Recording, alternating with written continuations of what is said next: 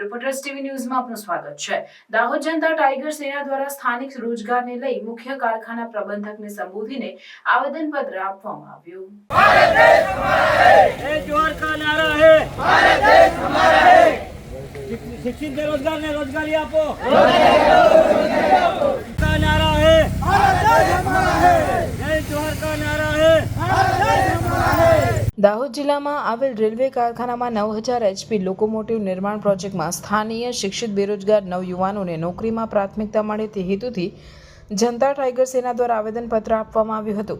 આવેદનપત્રમાં જણાવવામાં આવ્યું કે માનનીય પ્રધાનમંત્રી દ્વારા એપ્રિલ 2022માં ઘોષિત ભારતીય રેલવે દ્વારા લગભગ 20,000 કરોડ રૂપિયામાં 9000 HP લોકોમોટિવ નિર્માણ પ્રોજેક્ટનું કાર્ય દાહોદમાં સ્થિત રોલિંગ સ્ટોક કારખાનામાં કરવામાં આવશે। આ પરિયોજના અંતર્ગત સિમેન્સ લિમિટેડ એજન્સી દ્વારા 9000 ક્ષમતાવાળા 1200 ઇલેક્ટ્રિક લોકોમોટિવ નિર્માણ કરવામાં આવશે અને આ લોકોમોટિવનું નિર્માણ કાર્ય સિમેન્સ લિમિટેડ એજન્સી દ્વારા ચાલુ થઈ ચૂક્યું છે। દાહોદ જિલ્લો આદિવાસી વિસ્તાર ધરાવે છે અને આ જિલ્લામાં રોજગારનું કોઈ અન્ય સાધન નથી। અહીંના આદિવાસી નવયુવાનો શિક્ષિત બેરોજગાર છે। આ પરિયોજના અંતર્ગત લગભગ 10,000 લોકોને રોજગારી મળી શકે તેમ છે। આ પરિયોજનાનો ઉદ્દેશ્ય સ્થાનિક વિકાસને વધારવાનો છે। આ પરિયોજના અંતર્ગત સ્થાનિક શિક્ષિત બેરોજગાર નવયુવાનોને એમની લાયકાત મુજબ સિમેન્સ લિમિટેડ એજન્સીમાં નોકરી માટે પ્રાથમિકતા આપવામાં આવે। જો સ્થાનિક શિક્ષિત બેરોજગાર યુવાનોને રોજગારી આપવામાં નહીં આવે તો સ્થાનિક યુવાનો દ્વારા કારખાનાના પ્રવેશ દ્વારની સામે ગાંધી ચિંધ્યા માર્ગે આંદોલન કરવામાં આવશે તેવી ચીમકી પણ ઉચ્ચારવામાં આવી હતી। રિપોર્ટર નાગેશ્વર સેન, દાહોદ।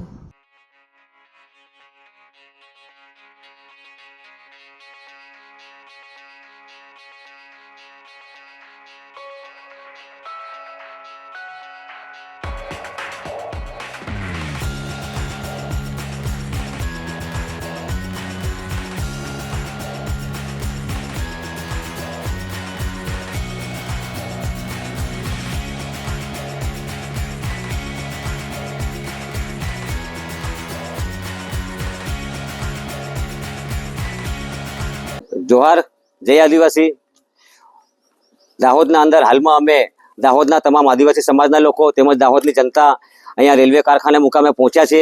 કેમ કે જ્યારે PM નરેન્દ્ર મોદી સાહેબ દાહોદના અંદર આવ્યા હતા ત્યારે આદિવાસી સંમેલન હતું। એ સંમેલનની અંદર એમણે કીધું હતું કે 20,000 કરોડનો કારખાનું દાહોદની જનતા અને દાહોદના આદિવાસીઓને ભેટમાં આપું છું। ત્યારે અમે કહેવા માંગીએ છીએ કે દાહોદના જેટલા બી શિક્ષિત બેરોજગાર લોકો છે એમણે આ જે સિમેન્સ કંપની આવેલી છે, સિમેન્સ કંપનીના અંદર શિક્ષિત બેરોજગાર લોકોને નોકરી પર લેવામાં આવે, અહીંના સ્થાનિક લોકોને નોકરી પર લેવામાં આવે। એના માટે આજે અમે અહીંયા આવેદનપત્ર આપ્યું છે અને અમે કહેવા માંગીએ છીએ કે જો નોકરી પર લેવામાં નહીં આવે તો અમે ગાંધી ચિંધ્યા માર્ગે રેલ રોકો આંદોલન પણ કરીશું।